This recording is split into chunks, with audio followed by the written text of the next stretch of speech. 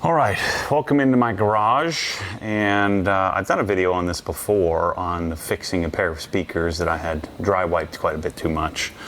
Before we even start on this, my strong recommendation is that you avoid gloss black speakers. Avoid anything gloss black in your life. Trim inside your car, gloss black, black car, black wheels. If you can avoid the gloss and do something matte, or do like a veneer type finish, like these subwoofers have an oak veneer option.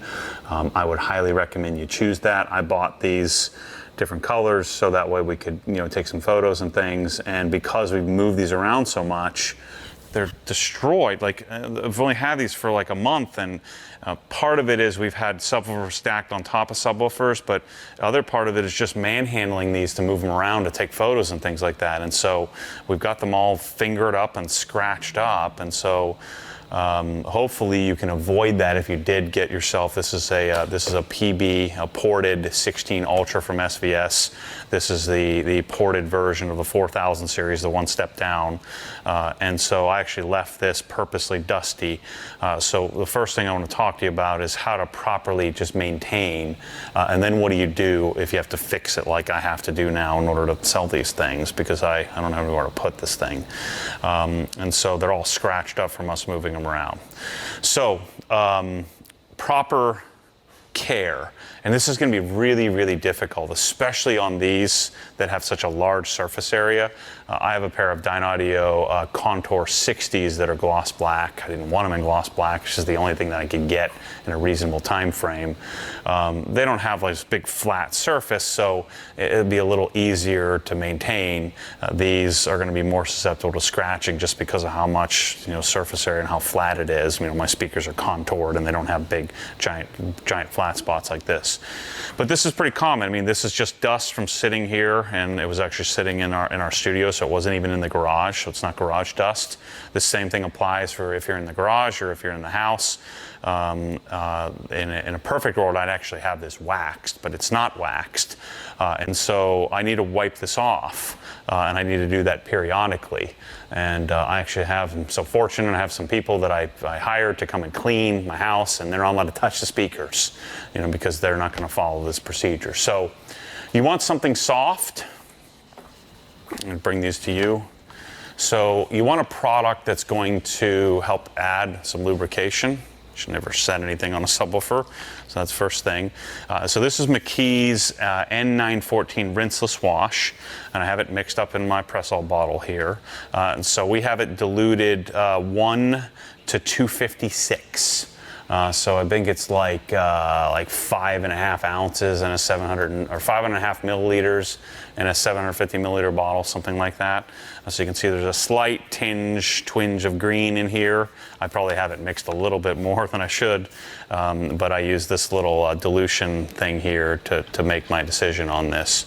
We have some videos on the OG Shorts channel talking about how to dilute and how to measure dilution ratios, so you can go check that out. We'll maybe put a link in the description. All right, so cleaning.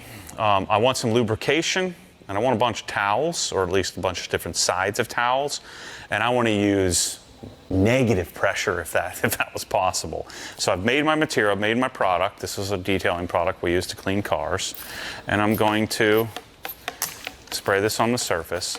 Now, a little different than a car in that I don't have sand and dust particles and things like that that's getting on the surface, but I want to have something that adds some lubrication, but doesn't gum up my speaker with a bunch of weird stuff. And so there's no real additive. This product doesn't leave anything behind. So I'm going to take a towel. This is called a pluffle. We call it a waterless wash towel, but this is from my friends at the Rag Company. We have these in the OG store. And I'm going to fold it in eighths, I guess, like this. So I have a bunch of different surfaces. And I'm not going to attach my smudges yet. I want to get all the dust off. So get the dust off first on the dirty side, and I'm going to follow.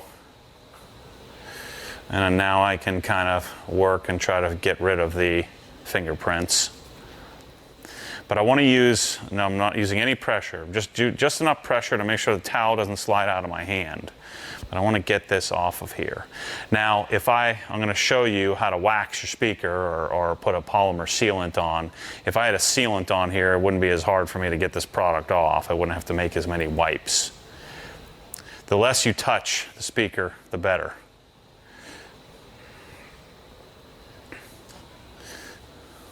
Just wipe the rest. And so your regular maintenance, your regular cleaning, that's what you want to do. A really soft towel, you want to flip it around, you don't want to use any pressure. And if I do that, I shouldn't have any scratching. I shouldn't be scratching up the surface. Now, we have scratches here. The thing that makes me a little bit nervous is there's some real haze here. When they polished this thing at the factory, they may have blown through this. Now, I don't think these things have clear coats. I think this is just a lacquer, right? Which would be a single stage or single applications. I don't think these are cleared, but I don't know. That's the problem. You don't know, is this like black paint with a clear coat on top of it, or is this a lacquer? Now, I'm not really going to treat it any differently. I just don't know how much paint is on here. And so anytime you polish, you run the risk of blowing through it and then regretting your decision. So just keep that in mind when you're polishing anything. Now, notice this thing's pretty jacked up. So now I'm going to get my detailing stuff out. I'm going to do use the same stuff that I use to polish my cars. And so I've got this is the new Milwaukee 15mm Orbit polisher. They do a 15 and a 21. I like the 15. I don't really see the need, especially on something of this surface area, to have any bigger pad. This is a 5-inch backing plate. My pad will have a 6-inch face.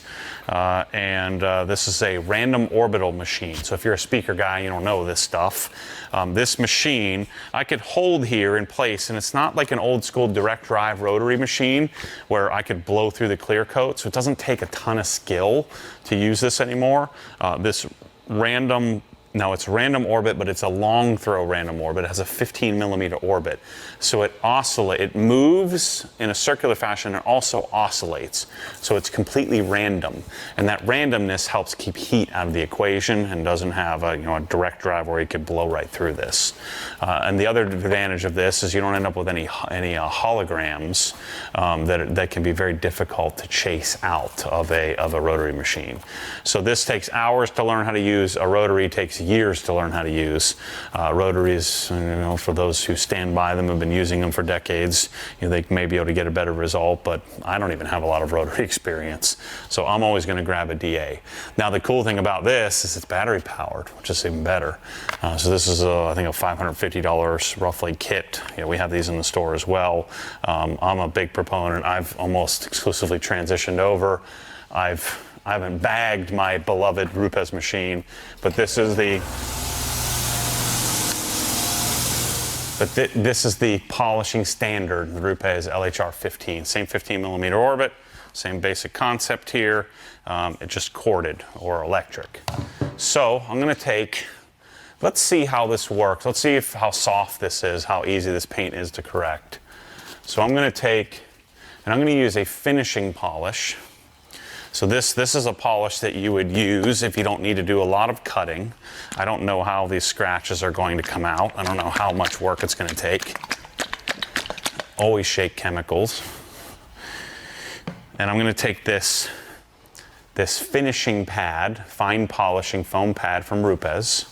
I'm going to put it on my machine here. I've actually made a red line on my backing plate here.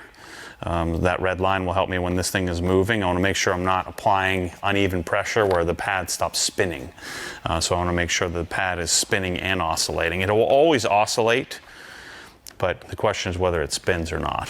So I'm going to take some of my polish here. I'm going to spread it around.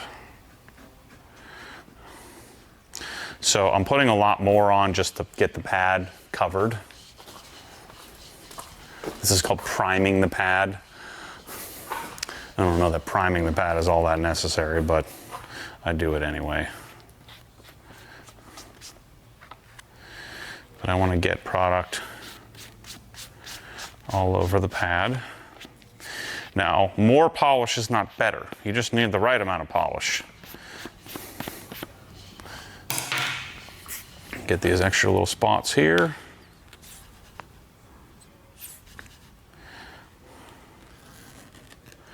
And then I'm going to take and put 2 dots, about the size of a pea, like that, okay? And I'm going to take my machine, I'm going to turn the speed down, say, to slowest speed, and I'm going to pick an area. So, which one do you want me to polish, Chris? This one? Yeah.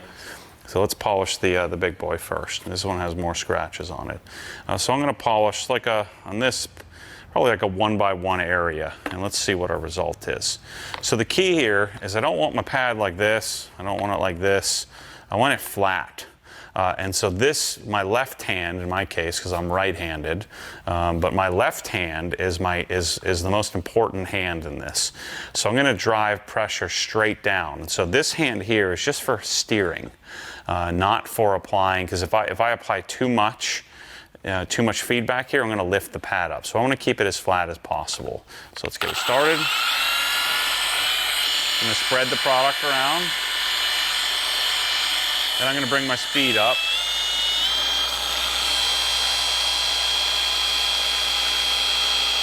And just watch my speed here. Nice, slow, and methodical. I'm pushing down.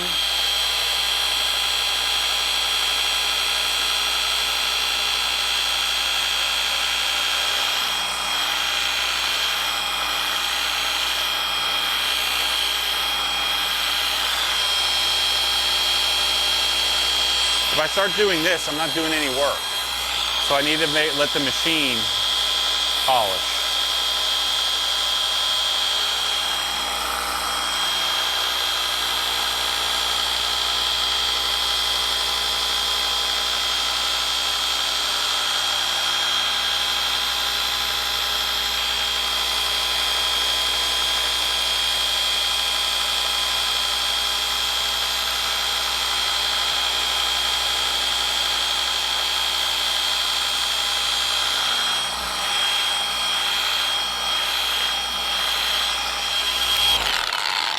That's not going to do it. That is not going to do it. Let's see. Nice soft towel. Thicker, plusher doesn't always mean softer, so just keep that in mind. Feels softer to the hand, but isn't always softer on the paint. So you're going to have to be careful at scratching this, just wiping off the stuff. So I've got some deeper stuff here that isn't coming out. It certainly looks better, but I guess from sliding stuff on here, I've got some deeper stuff. So we're going to have to use a microfiber, I think. So I'm going to take this pad off, and this makes me think it's lacquer. See how it's taking a little bit of color with it? So that, to me, tells me it's a single stage lacquer type finish, but it could also have some tinted clear coat as well. So now, always start with the finishing stuff. Always start with the softest.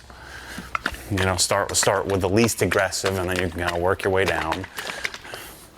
I was pretty sure that I could have just gone right to this in the first place, but just for the purposes of our instructional here, I started the way that I'd recommend. See this big dent on camera, see that? Yeah, it's because we put something on there that was too heavy, I think. Although, it's an MDF core with some sort of veneer on top, but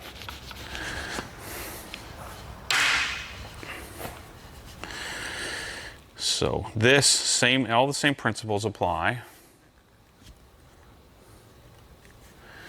This is just more aggressive. A couple of pea-sized dots, and then this should take out deeper scratches.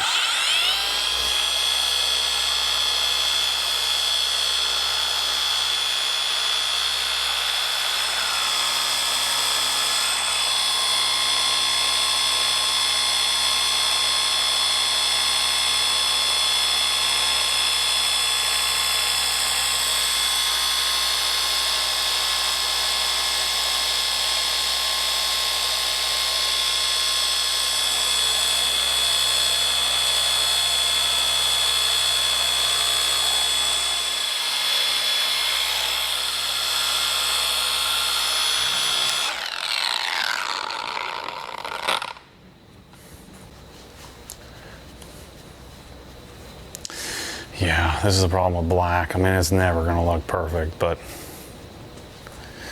I should have done a tape line for you and show you the before and after.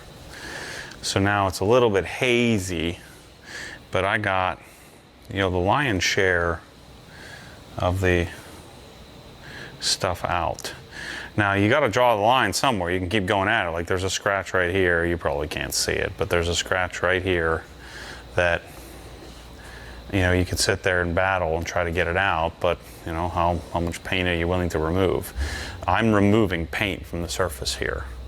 Now, there's generally enough paint on here that you're only removing maybe a couple of microns. Let's say that there's 100 and, well, yeah, my one normal thing won't measure this because this is wood. But let's say there's 200 microns on here and I remove 3 or 2. You know, it's not the end of the world. So it's actually doing better than I thought it was going to do.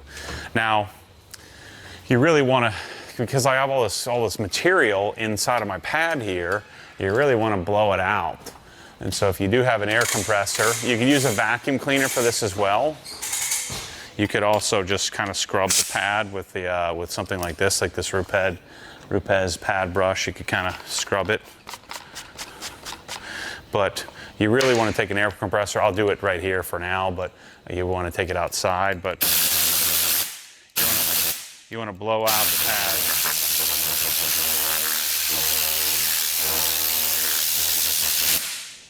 To get some of the material out. And then you go and keep working at it.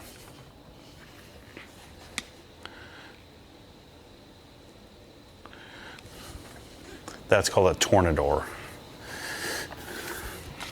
Just, can you see that scratch there? I bet you we get all that out. That was, we slid something across it.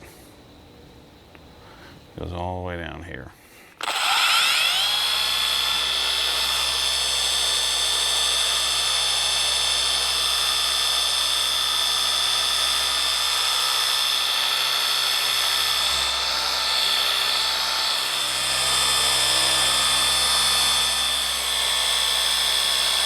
Now, some trial and error here too. You can try making a few less passes, a few more passes, but generally speaking, I'm making 4 passes.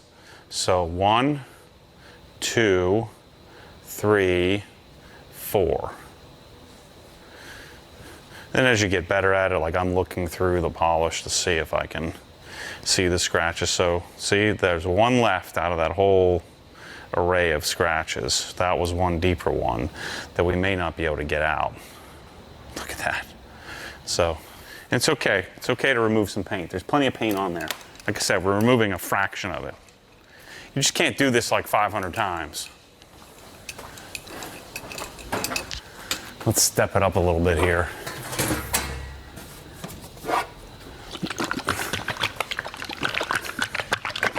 This is called Cutmax, so this is a little more aggressive.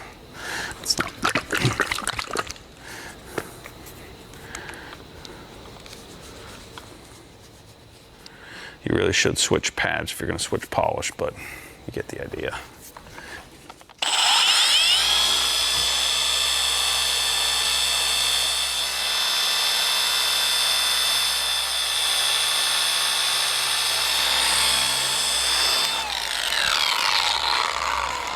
See if that made any difference.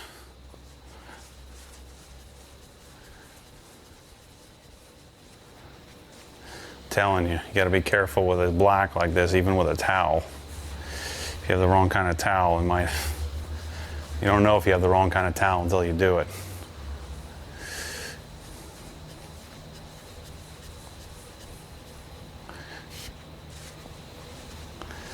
Ooh, left it quite a bit hazier, but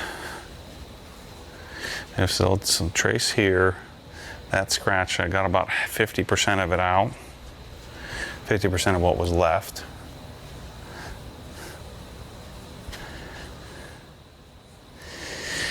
I think if I do one more pass on this side, then I'll benefit from it.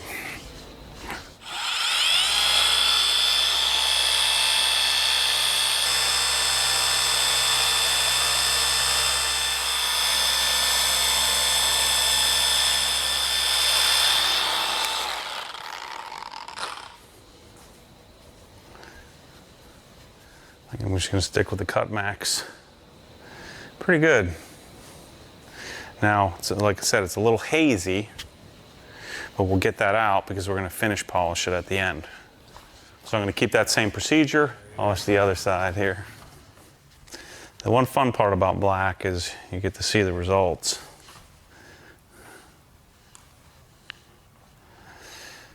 Disadvantage of black is that it creates the need for you to get results. Now, the smart thing to do with a subwoofer when you get one, just put some gloves on. Don't frickin' touch it. Get it into position and never touch it again. And only use the procedure I was talking about. But once you get into position, which are going to be our next step after we do our finish polishing, is to put something on it to make it slicker, so that way it's much less susceptible to scratching if you do touch it. Wow, looks pretty darn good, doesn't it? Yeah, looks good. There's one little deeper scratch, a couple little nicks here, but I don't want to chase those too hard. I can't really see the haze. Oh yeah, it's hazy. You'd be able to tell if you could tell when I, had half it polished. But just wait. So now we finish it. Same speed, same everything, just a different polish, different type of pad.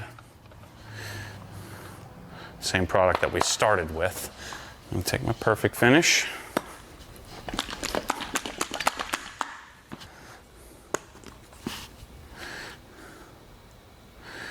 And I'm gonna finish the whole thing.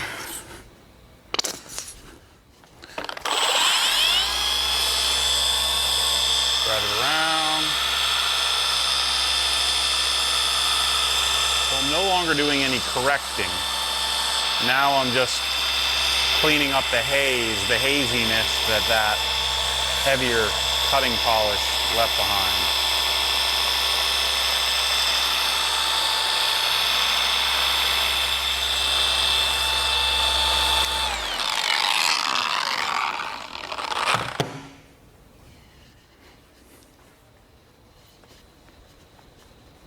I'm gonna get a fresh towel. You should always check out your towels if you've used them before. Make sure there's nothing that's gonna cause damage. Shoot. That's just polish, but I don't want to go too aggressive here and scratch it again.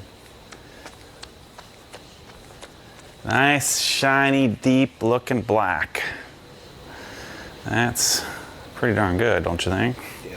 Now your goal would be, there's just a little bit of residue left over here. Don't scratch the darn thing. Don't scratch the paint. So now I want to prep it. So this is an isopropyl alcohol solution called CarPro Eraser. I don't need a ton of it, but I need to get the polish oils off so that my sealant can stick. And I'm going to seal this whole thing, so I'm going to wipe it all off. And be careful here, you don't want to scratch it. You just spent all this time. So I need to get the polish oils off the surface so that way my stuff can stick. But I don't want to add a bunch of scratches while I'm doing that. So no pressure, just getting it wiped. We're going to pretend that the sides are nice and corrected. The sides are not as scratched anyway, I don't think. I think most of the scratches came from us putting other subwoofers on top of it while we were staging it for photos and things.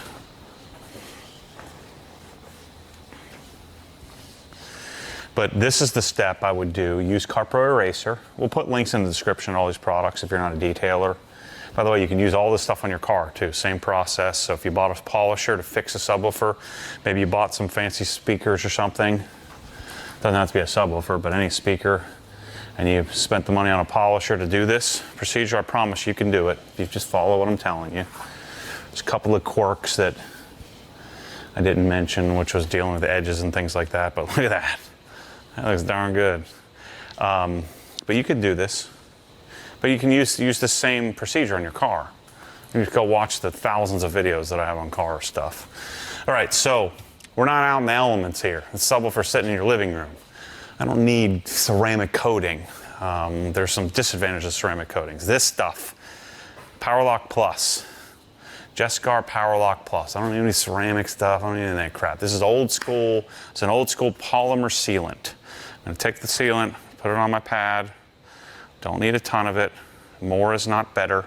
I just need to have enough. And just get my pad primed here and moving. And I'm just going to put it on like old school, wax on, wax off. So a little bit more. It's dragging a little bit.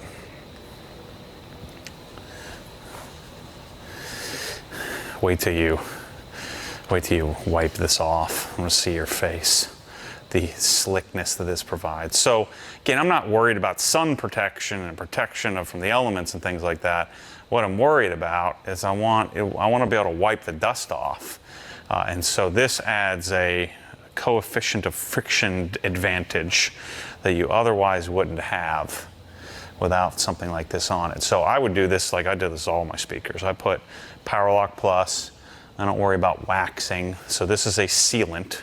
A wax generally would be from the carnauba plant, which is, I think, is like a Brazilian tree or something like that, and how they derive it. This is a synthetic sealant. I don't think there's any natural components or elements to this. And I'm just going to put it on in circles like this. We'll put it on the front as well. When you need more, you can put it on the screen too. I'm sure you can put it on the subwoofer if you want to. I don't see what that would help, but you could. You can put it on the ports. I'm going to skip those because I don't need it on there. I'm not putting a lot, just a little bit. Just so this thing is gliding. Gosh, I haven't felt, this is my old tried and true. I haven't used this in a long time in a video. Because on the car, modern coatings have kind of made this stuff not as useful. This doesn't last nearly as long into the elements, but I wish I could take your hand and have you rub it across the back of this thing when I'm done with this. Your freaking eyes will light up like they've never lit up before, because the slickness that this provides is insane. Do I care about doing the back? I guess I do, don't I? Shoot. Let me put this right here. I don't know why you'd need to, but you could put multiple coats on if you wanted to. I probably need to wipe the fingerprints off of this. Spray a little eraser on there, just to get fingerprints and stuff off. It's amazing. Don't try to wash out your pad. It will not come out. I don't care what you put on it. You'll ruin the pad before you get it out of it. This pad is now on, why is my nose running? Is now on Powerlock duty forever. You could rinse it out, just if you want to get dust or something off, but you could use this pad like 10 times. Again. So we'll let that sit there for a few minutes. And we'll wipe it with a fresh towel. Now this will ruin the towel, so ruin it because the towel will become hydrophobic and won't really soak anything up anymore. Maybe not this amount of product, but let's let that sit a few more minutes. I like to let it sit a little bit. So there is a magicalness that is unexplainable when you put Powerlock on something, and the slickness that you get, it is something special. Like the towel, it's just crazy, crazy slickness. But if you were to put this on your car, in your house, sitting in your house, is going to last forever. 10 years. And depending on how much you wipe it, you dust it. And you want to try to dust it as little as possible so you don't scratch it.